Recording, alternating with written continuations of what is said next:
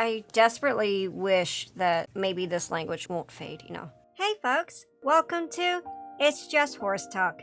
Today we're going to talk about the language only women know from the BBC. Alright, let's hit the trail. Today we're going to be talking about China's secret language that only women know. So let's talk about and see what this language is that only women know. Happy Women's Month, everyone. Happy Women's Month. Oh, that's stunning. 从小，奶奶就告诉我，村里流传着一个只属于女人的秘密。 Wow, look how beautiful. 几百年前，村里的女人被裹小脚， Oh gosh. 足不能出户。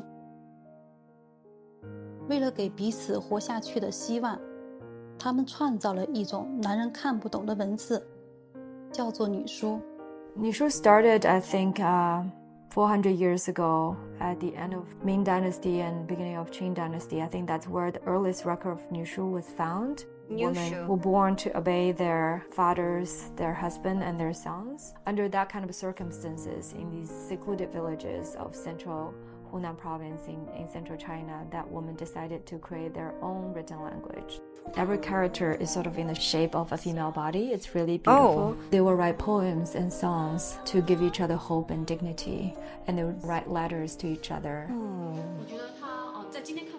Look how beautiful that is. Look at the curves. It's like this really elongated characters. These are beautiful. I can see where these strokes do look very effeminate. Like they're curved, they're delicate. There's, oh, look at this one. This is what we saw at the beginning of it. These are so stunning. Even at smaller sizes here, they're still legible. Oh. Nushu is usually written on folding fans or embroidered on handkerchiefs. 女书它叫蚂蚁字，所以这个就是蚂蚁字了啊，写得非常的细小。 They started this language by using tree branches and then stick on the back of wok for wok ashes, and then they will write it on the floor because they don't have bamboo or paper at the time. Most of Oh gosh, that's really interesting. It reminds me a little bit of how like Futhark and Futhork were carved within stones and stuff. It was like straight up curved, but this is still very calligraphy like. them or peasants. How could those women have the ability to write beautiful and elegant poems like this? Wow. There's very little record of female literature because we didn't have access to education. Only the elite class women had some sort of access to education. So in literature, there's very little records of women's life and existence and women's experiences. And I didn't grow up learn any of those, knew nothing about Nushu, and I felt like I should have. And that's a history that most of the Chinese are not familiar with. That's really unfortunate. That's genuinely really sad. Not being able to know about this until like much later into your life. Nushu is a space that allows women to confine to each other, to be vulnerable with each other, to share our struggles and challenges, and to come together and then have a space to build our own sisterhood. Every young girl, when she started her bon feet, her parents will find another girl who was born in the same year, and they will have sort of like a wedding ceremony, and they will exchange vows to promise that they're gonna support each other the rest of their life. Oh, that's actually really interesting. That is really cute and very sad. Gosh, I'm still like stunned by this beautiful calligraphy. Oh my gosh, this reminds me of like leaves falling. 男儿有志在千里，江洋气可让须眉。 They come together and they build strength by sharing their sufferings, by sharing their vulnerabilities. And then through that, they created power, they created strength, and then they found their agency to negotiate with the existing, dominant power. Their courage and their strength also inspired me so much that, why can't we have that kind of space for each other? I believe that only by us coming together, there will be power and strength coming out from it. And then that's a very much the legacy of Nushu, it means to me. Yeah, that is really sad. 女书它就像一个灯一样的，就是在哪儿照着我。I don't think the language is going to survive, and I'm not so worried about that, because I think that, as long as we understand the importance of having that kind of space for women to create sisterhood and to build strong ties with each other, and then to build powers and strengths, that's very much the legacy of Nushu. That is really sad, though. A language or script that is going to go extinct. Man, I desperately wish that maybe this language won't fade, So I want to look at this really quick. Nushu, China's secret female-only language. Throughout history, women in rural Hunan province used a coded script to express their most intimate thoughts to one another. Today, this once dead language is making a comeback. So it looks like it is having somewhat of a comeback. Hopefully it's not gone forever. China's southeastern Hunan province is a dramatic jigsaw puzzle of precipitous sandstone peaks, deeply incised river valleys, and fog-shrouded rice paddy fields. Mountains cover more than 80% of the area, leaving many isolated hillside hamlets to develop independently of one another. It was here, hidden among the rocky slopes and rural river villages, where Nushu was born, the only writing system in the world created and exclusively used by women. Meaning women's script in Chinese, Nushu rose to prominence in the 19th century of Hunan, Jianyang County to give the ethnic Han, Yao, and Miao people who lived there freedom of expression not often found in many communities of the time. Some experts believe that the female-only language dates to the Song dynasty, 960 to 1279, or even the Shang dynasty, more than 3,000 years ago. The script was passed down from peasant mothers to their daughters and practiced among sisters and friends in feudal society China during a time when women whose feet were often bound were denied educational opportunities. This wasn't even a language that was for the elite women, because we learned earlier that elite women were educated, but this was a peasant's language, a peasant's script that was passed down. Many of these women were illiterate and learned Nushu. They would simplify practice copying the script as they saw it. Over time, Nushu gave rise to distinct female culture that still exists today. It was only learned by the outside world in the 1980s. Wow, oh my gosh, so that was kept a really long time. Remarkably, for hundreds and possibly even thousands of years, this unspoken script remained unknown outside of Jianyong and was only learned of it by the outside in the 1980s. Today, 16 years after the last known fluent native speaker of this ancient code passed away, this little-known written language has experienced something of a rebirth. The centerpiece of its revival is a tiny village of Puwei, which is surrounded by the Xiao River and only accessible via a small suspension bridge. Wow. This looks so complicated. According to Puwei residents in Xinhu, Nushu was once widely spoken in the 4 townships and 18 villages of closest to Puwei. After experts found the 3 Nushu writers in the 200-person village in the 1980s, Puwei became the focal point for Nushu research. In 2006, the script was listed as a National Intangible Cultural Heritage by the State Council of China. And a year later, a museum was built on the Puwei Island where Xin began working as one of 7 interpreters, or inheritors of the language, learning to read, write, sing, and embroider Nushu. Wow. So there was only 7 of these people that actually knew it still?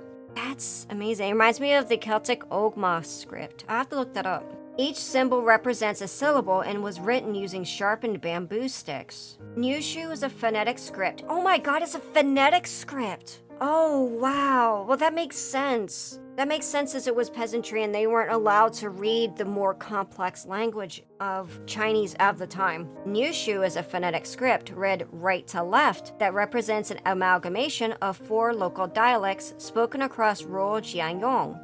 Each symbol represents a syllable and was written using sharpened bamboo sticks and makeshift ink from the burnt remains left in a wok. Influenced by Chinese characters, its style is traditionally more elongated with curved, thread-like strokes sloping diagonally down and was sometimes referred to as mosquito writing by locals because of its spindly appearance. Nushu provided a way for women to cope with domestic and social hardships and helped maintain bonds with friends in different villages. Convivial words of friendship and happiness were embroidered in Nushu on handkerchiefs, headscarves, fans, or cotton belts and exchanged.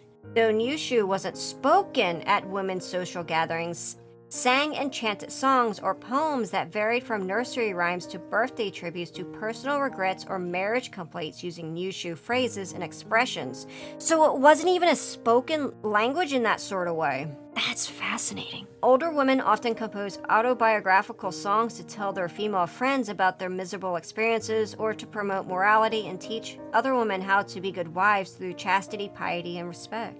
This is the fan that we saw earlier. This is so... though Nushu is now understood as a means of communication for women who had not been afforded the privilege of reading and writing in Chinese, it was originally believed to be a code of defiance against the high patriarchal society of the time. Historically, it was not socially acceptable for the Chinese women to openly talk about personal regrets, the hardships of agricultural life, or feelings of sadness and grief. Nushu provided an outlet for the women and helped to create bonds of female friendship and support that was great importance in a male-dominated society. Someone should tell this to the author of Apothecary Diaries to add this in. I'm pretty sure that she's aware of this. It'd be so cool if she actually were to add this. Apothecary Diaries, you guys should watch. It's really good. Women who created this strong bond were known as sworn sisters and were typically a group of 3 to 4 young, non-related women who would pledge friendship by writing letters and singing songs in Nushu to each other. While being sworn to remain subservient to the males in their families, the sworn sisters would find solace in each other's company. In 2000, a Nushu school opened in Pu'er, and Jin decided to follow her mother and sisters there to study. She now teaches Nushu writing to students, guides visitors around the museum, and has become the face of the language, embarking on publicity trips across Asia and Europe. Maybe it won't fade if this lady here is opening if there's a school, so maybe it won't, you know? Some inheritors have learned from their grandmothers since they were young, like our oldest Nushu heir, Yanxin, who is in her 80s. People like it because they think this culture is very unique and want to learn and understand it. But why the script originated and flourished in this remote part of China remains a mystery. I think it has to do with the constellation of factors that exist in many places in southern China. Non-Han people's Sinicization, the process of assimilating non-ethnically Chinese communities under the Chinese influence and remoteness, said Kathy Silber, professor of Chinese at Skidmore College in New York, who first learned of Nushu in 1986 and has been researching and writing about it ever since. Silber spent months living with Yi Nianhua, one of the latest writers of Nushu from 1988 to 1989, translating Yi's work into standardized Chinese and giving lectures on the subject. Today, much of what we know about Nushu is due to the work of male researcher Zhou Shuyoi, who heard about the script in the 1950s after his aunt was married off to a man who lived in the village with Nushu speakers. Zhou began researching the coded language for the Jiangyong Cultural Bureau in 1954. But when Mao Zedong's Cultural Revolution erupted in the 1960s, Zhou's work became a target of the state. I was labeled a rightist because of the research I had done on the language, Zhou recalled to China Daily in 2004. They burned all of my research files, and I was sent to the labor camp and wasn't released until 1979 after spending 21 years there. Oh my god, that is horrifying. As part of the revolution, China's communist leaders were keen on eradicating the country's feudal past, and anyone found using Nushu was denounced. And as women began receiving more formal education in the 1950s, the language further declined. But after his release, Zhou continued translating the script tirelessly into Chinese. In 2003, a year before his death, and that the last surviving fluent native speaker, Yang Huanyi Zhou, published the first Nushu dictionary, helping to elevate the promoted significance around the world. Today, Zhou remains the only male to have ever mastered the female-only script. That's depressing. That's horrifying. And it's so sad that he passed away. Flanked by the Xiao River, the elegant Nushu Gardens and Museum features a classroom and exhibition halls. Videos, paintings, and cultural exhibits adorn the walls, while embroidery and calligraphy classes provide hands-on opportunities for a cultural connection. The museum itself has recently been expanded and hosts an annual festival featuring poems and songs performed in Nushu. Every summer, free Nushu training courses are set up at the museum, and each of the inheritors takes turns explaining its history and demonstrating its calligraphy. But Jin explains that Nushu is quite difficult to replicate. There's some difficulties in learning. First of all, its writing method is different from the Chinese characters we use. The other is pronunciation problem. If you can't speak the local dialect, it's difficult to read or sing Nushu.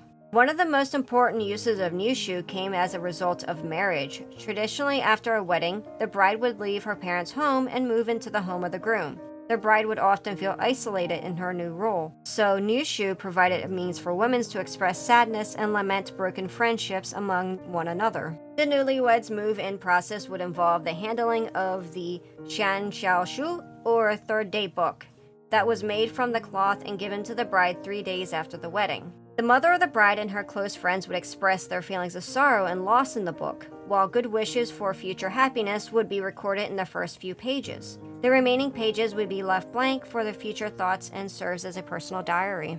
Today, original Nushu artifacts are rare, as many are destroyed during the revolution. But during the recent years have seen an increase in its representation in the form of film, symphony, and literature. Additionally, young women across Jiangyong are now learning the script at the museum. There were 20 students enrolled in a summer course this year, and inheritors like Jin have started teaching online classes in the popular Chinese app WeChat. Liming Zhao, a leading scholar of the study of Nushu, recently taught a course on the subject at Tsinghua University in Beijing. According to her, the role of Nushu has evolved. Since the death of Yang Huanyi, Nushu has entered the post-women's calligraphy era. It's not inherited and used naturally, but it's deliberately studied and used for business and tourism. Of course, this is also kind of preservation of inheritance. Today, Li Ming believes that Nushu remains an empowering means to appreciate a woman's beauty and strength. Nushu has completed her historical mission, a cultural tool for lower-class working women who did not have the right to education and right languages. Now she only leaves beautiful calligraphy, wisdom, and brave spirit to the future generations. This is just an amazing thing to have learned. Thank you, Yam, so much for suggesting me to look into this. Oh my gosh, I'm still in love with this calligraphy. Alright, folks, that's all for today. If you enjoyed this video, catch me once a month for my React streams, and don't forget to like, subscribe, and hit that bell. See you on the next trail!